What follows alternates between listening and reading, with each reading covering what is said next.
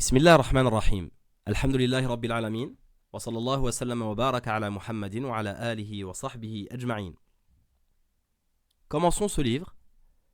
L'auteur, rahimahullah, commence son introduction par la basmala en disant Bismillahir Rahmanir Rahim, et ensuite il fait les louanges d'Allah subhanahu wa ta'ala et les salutations sur le prophète sallallahu alayhi wa sallam, comme cela est l'habitude des savants, et c'est ce par quoi ils commencent leur livre. قال رحمه الله بسم الله الرحمن الرحيم الحمد لله رب العالمين والصلاة والسلام على سيدنا محمد خاتم النبيين وإمام المرسلين. Au nom d'Allah, le clément, le miséricordieux. Louange à Dieu, Seigneur des mondes, paix et bénédiction sur notre maître Muhammad sallallahu alayhi wa sallam, le dernier des prophètes et l'imam des messagers. Ensuite, il nous parle des premières obligations pour le musulman. قال رحمه الله أول ما يجب على المكلف. Les premières obligations pour le mukallaf. Mukallaf, c'est la personne responsable. C'est-à-dire que c'est une personne qui a deux caractéristiques, qui est pubère et qui est sain d'esprit. À partir du moment où une personne a atteint l'âge de la puberté et est saine d'esprit, n'est pas fou, etc., eh bien cette personne est responsable et tout ce qu'Allah subhanahu wa ta'ala nous donne comme obligation devient obligatoire pour lui et tout ce qu'il nous a interdit devient interdit pour lui. Donc les premières obligations pour le mukallaf, c'est, premièrement, il nous dit ici, tashihu imanihi, s'assurer d'avoir une foi, une croyance correcte. Le prophète sallallahu alayhi wa sallam nous a évoqué les piliers de la foi qui sont au nombre de 6. Il dit al-imanu an tu'mina billahi wa malaikatihi wa kutubihi wa rusulihi wa liyawmil akhiri wa tu'mina bil qadari khayrihi wa sharrihi. Il nous dit sallallahu alayhi wa sallam, la foi c'est que tu crois en Allah, en ses anges, en ses livres,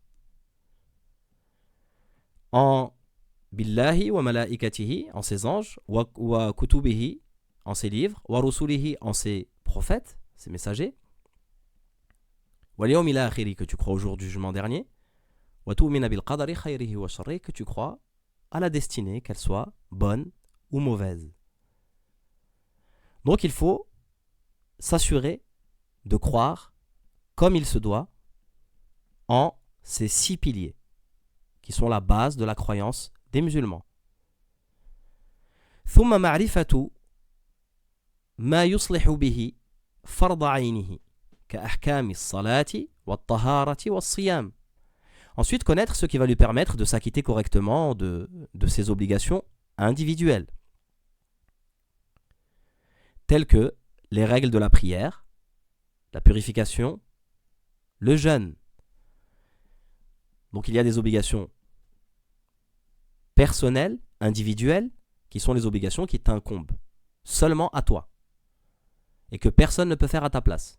Et il y a les obligations générales, comme le fait d'enterrer nos morts, de faire la prière salat al-janaza, la prière mortuaire, et d'autres obligations qui sont du degré de l'obligation générale, c'est-à-dire que si une partie des gens s'occupent de cette obligation, eh bien cela suffit pour tout le monde. Par contre, si personne ne s'en occupe, eh bien, il y aura un péché pour tout le monde. Là, il nous parle des obligations individuelles, donc ce qui t'incombe personnellement et que personne ne peut faire à ta place. Telles que les règles de la prière, la purification, le jeûne, ça c'est quelque chose qui est obligatoire. Il nous dit ensuite وَيَجِبُ عَلَيْهِ أَنْ يُحَافِظَ عَلَى حُدُودِ اللَّهِ وَيَقِفَ عِنْدَ أَمْرِهِ وَنَهْيِهِ. Il se doit aussi de préserver les limites qu'Allah a décrétées, hududillah, an yuhafidha ala hududillah, et wa yaqifa inda amrihi wa nahyihi, et d'obéir, de s'obliger à faire ce qu'Allah Ta'ala te donne comme ordre, comme obligation, et s'éloigner de ses interdictions. وَيَتُوبَ إِلَى اللَّهِ سُبْحَانَهُ وَتَعَالَى قَبْلَ أَنْ يَسْخَطَ عَلَيْهِ, et de se repentir à Allah avant qu'Allah subhanahu wa ta'ala eh bien, ne soit en colère contre lui, avant que la colère d'Allah ne s'abatte sur lui. Ensuite, il nous parle justement du repentir. ثم تكلم رحمه الله عن التوبة. التوبة donc, c'est une chose qui est obligatoire, le repentir. يقول الله تعالى يا أيها الذين آمنوا توبوا إلى الله توبة نصوحا عسى ربكم أن يكفر عنكم سيئاتكم ويدخلكم جنات تجري من تحتها الأنهار يوم لا يخزي الله النبي والذين آمنوا معه نورهم يسعى بين أيديهم وبأيمانهم يقولون ربنا أتمم لنا نورنا واغفر لنا إنك على كل شيء قدير. Allah Ta'ala nous dit, ô vous qui avez cru, repentez-vous à Allah d'un repentir sincère. C'est un ordre. Donc c'est une obligation de se repentir. À chaque fois que tu fais un péché, tu te dois de te repentir.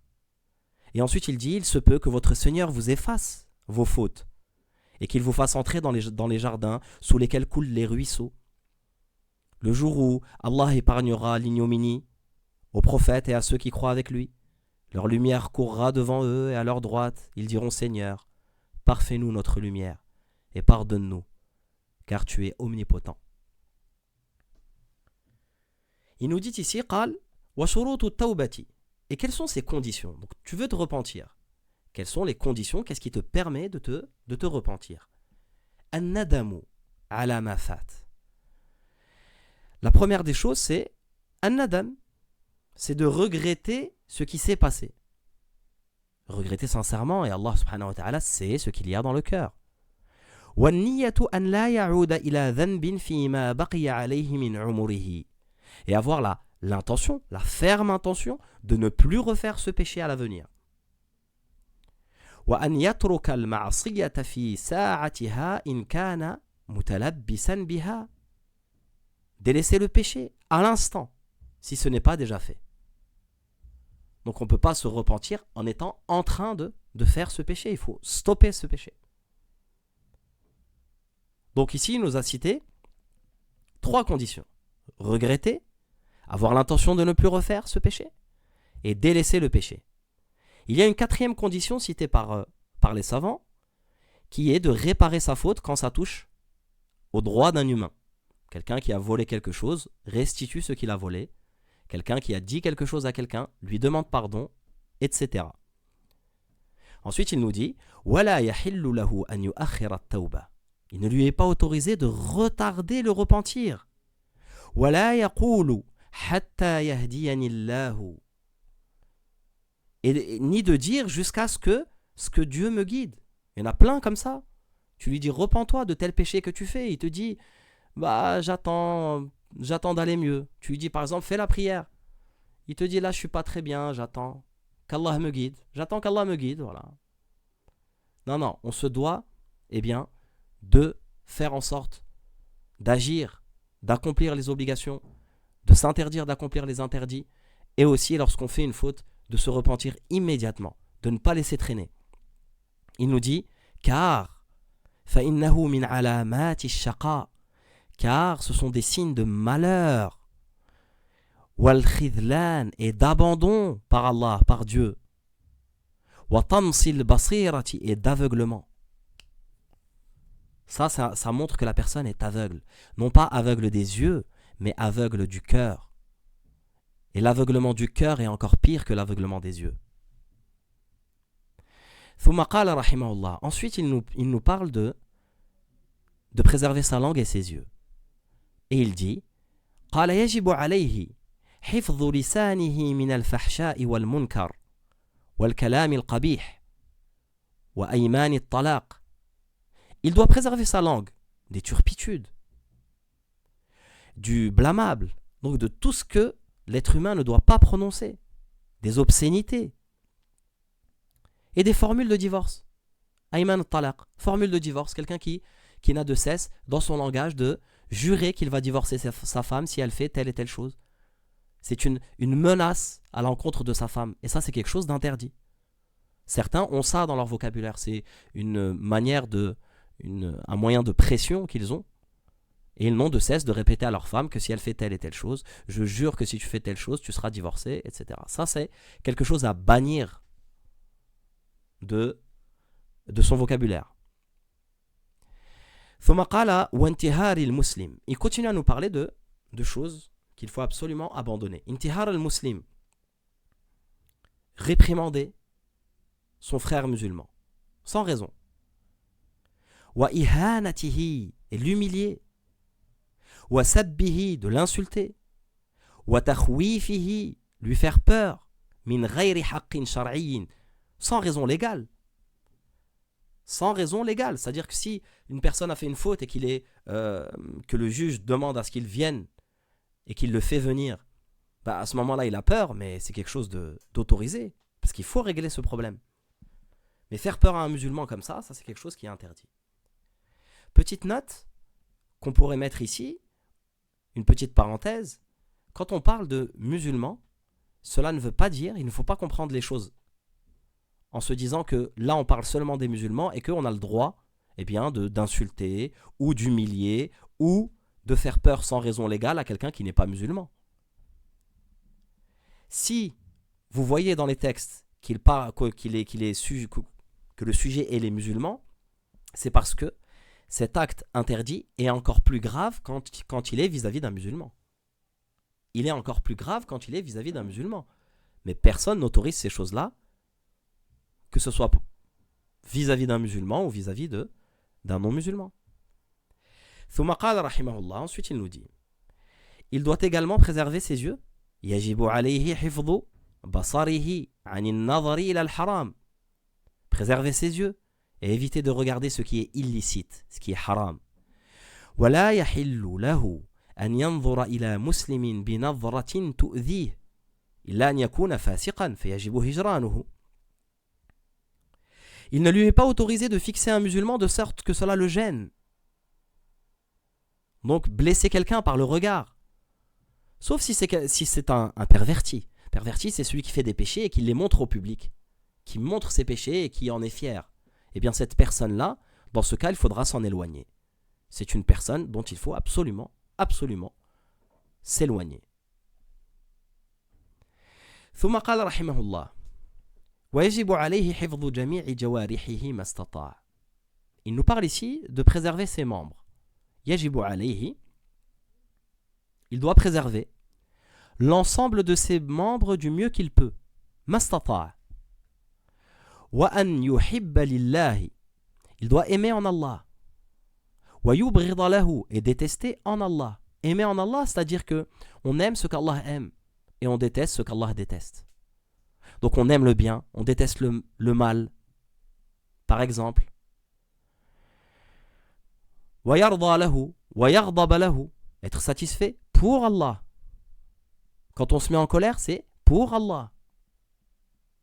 Et le prophète sallallahu alayhi wa sallam, il est cité dans les textes que le prophète sallallahu alayhi wa sallam ne se mettait jamais en colère quand ça touchait quelque chose qui le concernait lui particulièrement. Mais lorsqu'un ordre d'Allah, lorsqu'une règle était bafouée, il se mettait en colère. Et les compagnons disaient, on savait qu'il était en colère car son visage changeait de couleur. وَيَأْمُرَ بِالْمَعْرُوفِ وَيَنْهَى عَنِ الْمُنْكَرِ. Il doit ordonner le bien et interdire le blâmable. Ça fait partie des caractéristiques du musulman. Le prophète sallallahu alayhi wa sallam a dit La yu'minu ahadukum hatta yuhibba li akhihi ma yuhibbu li nafsihi. Aucun d'entre vous n'est un véritable croyant tant qu'il n'aime pour son frère ce qu'il aime pour lui-même. Ce que tu veux pour toi, c'est le bien.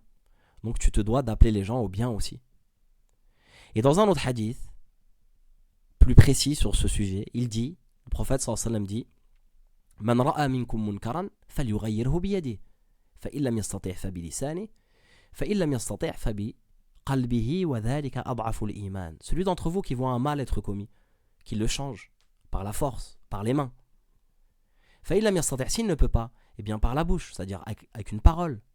Et s'il ne peut même pas le changer par une parole, eh bien qu'il change ce mal par le cœur, et c'est là le degré le plus faible de la foi.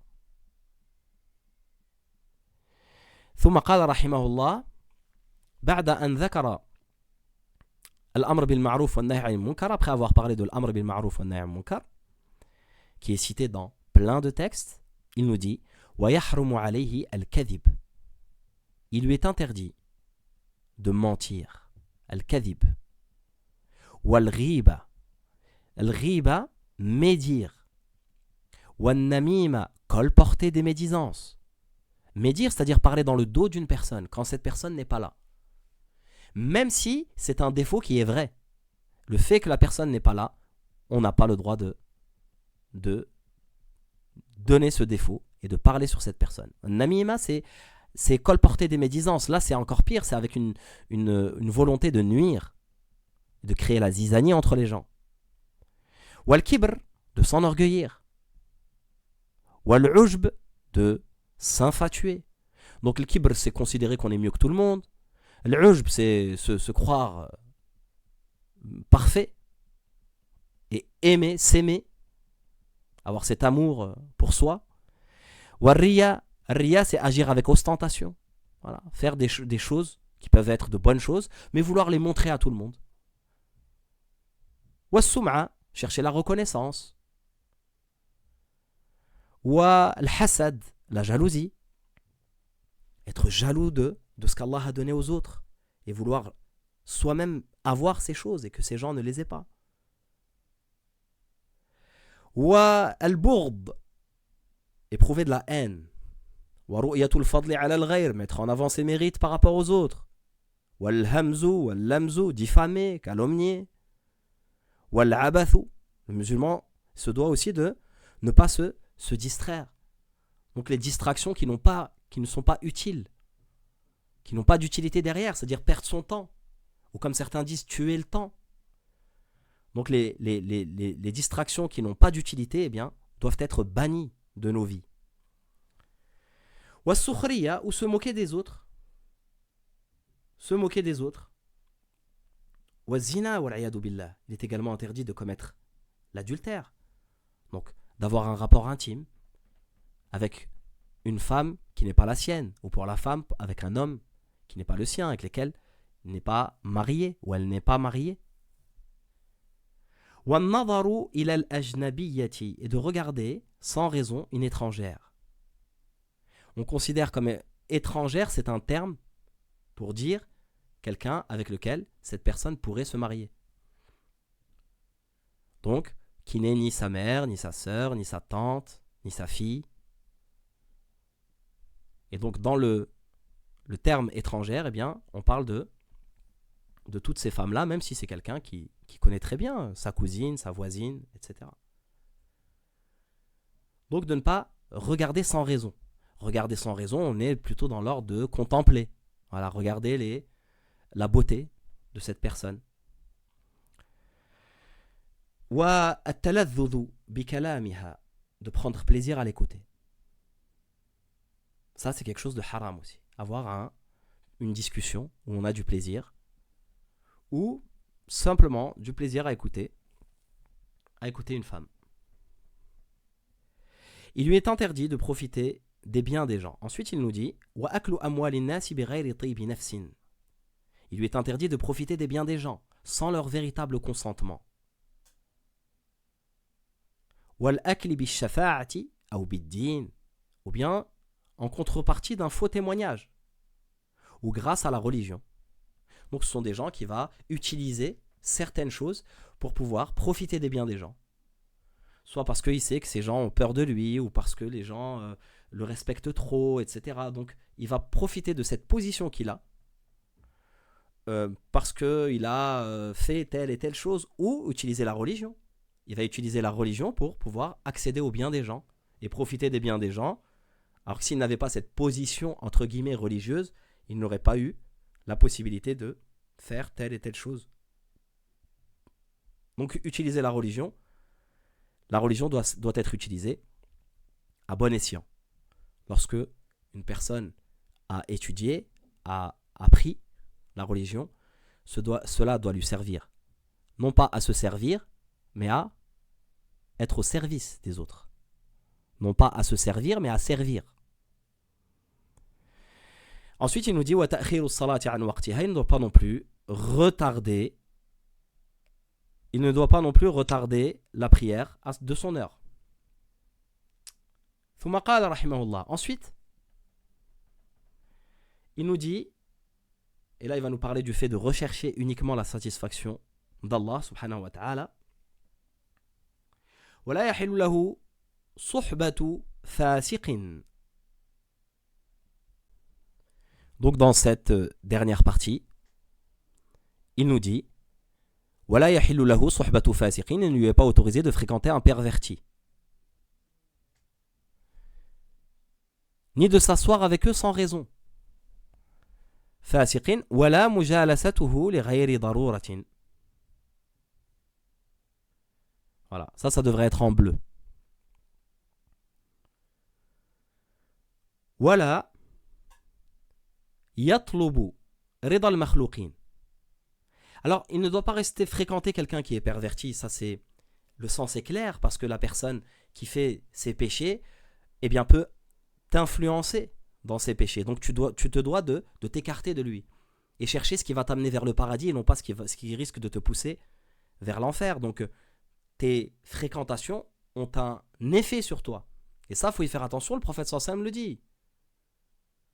Et Allah subhanahu wa ta'ala d'ailleurs le dit, Al-akhillau ba'duhum li ba'din adu illa al-muttaqin. Le jour du jugement dernier, les meilleurs amis, comme on les voit ici, les gens très liés, Yawm al-Qiyamah, seront ennemis les uns des autres. Sauf les gens pieux. Ils seront ennemis les uns des autres parce que chacun voudra rejeter la faute sur l'autre. Alors que les gens pieux, eux, eh bien, se sont entraidés dans le bien. Et leur relation restera. Donc il ne faut pas fréquenter ces gens, s'asseoir avec eux, ou bien regarder des vidéos de ces gens. Des gens qui sont pervertis et qui font des péchés, il faut essayer de s'éloigner d'eux. Maintenant, on a des tas de moyens de regarder des vidéos, de regarder des choses que font ces gens-là. Il faut absolument couper ça et ne pas avoir cette influence-là. وَلَا يَطْلُبُ رِضَى الْمَخْلُوقِينَ. Il ne doit pas rechercher la satisfaction des créatures. بِسَخَطِ الْخَالِقِ. En contrepartie de la colère du Créateur. Si faire plaisir aux gens, c'est mettre Allah en colère, eh bien, on a absolument rien à faire de ce plaisir fait à ces gens-là. Le plus important, c'est que Allah soit satisfait de nous. C'est le plus important. Le reste, que les gens soient contents, que les gens soient d'accord, que ça fasse plaisir aux gens ou pas, ça c'est quelque chose de secondaire. قال الله سبحانه وتعالى والله ورسوله أحق أن يرضوه إن كانوا مؤمنين. Allah subhanahu wa ta'ala dit, c'est Dieu et son prophète qu'ils auraient dû chercher à satisfaire s'ils étaient de vrais croyants. C'est ce qu'il nous dit dans Surat At-Tawbah. Et c'est ce que tu dois avoir comme but dans la vie, de satisfaire Allah, d'obéir au prophète sallallahu alayhi wa sallam. Ensuite, il nous dit وَلَا يَحِلُّ لَهُ أَنْ يَفْعَلَ فِعْلًا حَتَّى يَعْلَمَ حُكْمَ اللَّهِ فِيهِ وَيَسْأَلَ الْعُلَمَاءَ وَيَقْتَدِيَ بِالْمُتَّبِعِينَ لِسُنَّةِ محمد صلى الله عليه وسلم الذين يدلون على طاعة الله. Le prophète sallallahu alayhi wa sallam a dit aussi, il n'y a pas à obéir à une créature dans la désobéissance du Créateur. Ensuite, il nous dit, il ne lui est pas autorisé d'entreprendre quelque chose avant de savoir la règle prescrite par Allah. Tu ne peux pas faire quelque chose sans savoir si c'est halal, si c'est haram, si c'est wajib, si c'est mandoub et toutes les règles qui existent. Donc lorsque tu veux prier, il faut apprendre les règles de la prière. Lorsque tu veux jeûner, il faut apprendre les règles du jeûne. Mais aussi dans d'autres choses. Lorsque tu veux te marier, il faut apprendre les règles du mariage. Lorsque tu veux divorcer, apprendre les règles du divorce. Lorsque tu veux acheter un bien ou louer un bien, il faut que tu connaisses les règles. de ces choses-là. Tu ne peux pas faire quelque chose sans connaître les règles d'Allah subhanahu wa ta'ala. Il nous dit aussi, il doit demander aux savants. Bien sûr. Allah ta'ala nous a créés et on est sorti du ventre de nos mères en ne connaissant rien. Et on apprend petit à petit. Donc s'il y a une chose qu'on ne connaît pas, on doit se diriger vers quelqu'un qui peut nous renseigner, nous apprendre cette chose. Il doit demander aux savants. Prendre pour exemple ceux qui suivent la tradition du prophète Muhammad sallallahu alayhi wa sallam. Que ce soit eux tes véritables modèles, tes exemples. En commençant par les compagnons du prophète sallallahu alayhi wa sallam et ceux qui les ont suivis dans le bien, jusqu'aujourd'hui. Qui montrent le chemin de l'obéissance d'Allah et avertissent du chemin de Shaitan. Ensuite, il nous dit وَلَا يَرْضَى لِنَفْسِهِ مَا رَضِيَهُ الْمُفْلِسُونَ الَّذِينَ ضَاعَتْ أَعْمَارُهُمْ فِي غَيْرِ طَاعَةِ اللَّهِ تَعَالَى فَيَا حَسْرَتَهُمْ وَيَطُولَ بُكَائِهِمْ يَوْمَ الْقِيَامَةِ. Il ne doit pas se satisfaire de ceux dont se satisfait les personnes qui ont failli en perdant leur vie dans autre que l'obéissance d'Allah. Ils ont gaspillé leur vie, ils ont gaspillé leur temps. Et ils seront ruinés yawm al-qiyamah. Al-muflisoun, c'est la personne, le muflis, c'est la personne qui est ruinée. Et qui se retrouvera sans rien yawm al-qiyamah. Quel plus grand regret. Quel plus grand regret. Et quelle plus grande affliction que la leur le jour de la résurrection. Et ensuite, il termine cette partie en disant نسأل الله أن يوفقنا لاتباع سنة نبينا وشفيعنا وسيدنا محمد صلى الله عليه وسلم آمين. Nous demandons à Allah qu'il nous permette de suivre la sunna de notre prophète, témoin et maître Muhammad sallallahu alayhi wa sallam. Amin. Cette première partie est une partie qui est très importante. Il y a une énumération de choses à faire, de choses à ne pas faire. Et on voit ici que c'est quelque chose qui était une habitude, qui a toujours existé, qui est que avant que le savant ne t'apprenne ce dont tu as besoin, ne t'apprenne les règles de la prière et ce qu'il va nous donner comme règles, eh bien il commence par t'attacher à ton Seigneur, en te poussant à faire le bien. Alors il a commencé par les croyances, etc., les choses principales, et à éviter le mal, se repentir lorsqu'on a fait du mal, et aussi, il nous donne l'énumération de choses que l'on ne doit pas faire. Pour deux choses, parce que c'est l'habitude du musulman, c'est ce que doit faire le musulman, et deuxièmement, encore plus celui qui étudie, parce que tu es étudiant. Celui qui étudie ce livre de l'Akhdari, rahimahullah, eh bien, il est en train de lire le début, c'est qu'il est étudiant. Être talib al-ilm, être étudiant en sciences religieuses, doit faire que tu as plus de responsabilités que les autres. Parce que tu es en train d'avancer dans un chemin qui est un chemin noble. Tu te dois alors de réformer tes actes avant de commencer à apprendre, s'éduquer avant d'apprendre le reste des règles. Donc ça, c'est la première partie. Dans cette première partie, donc, il nous a évoqué des choses qui sont du domaine de l'adab, du bon comportement, et de ce qu'il faut avoir. Quelles sont les choses que le croyant doit avoir en lui. Et ensuite, il va nous évoquer, bien sûr, les règles, en commençant par la purification, et ensuite la prière. On va s'arrêter là. Barakallahu fikum. Wassalamu alaikum wa rahmatullahi wa barakatuh.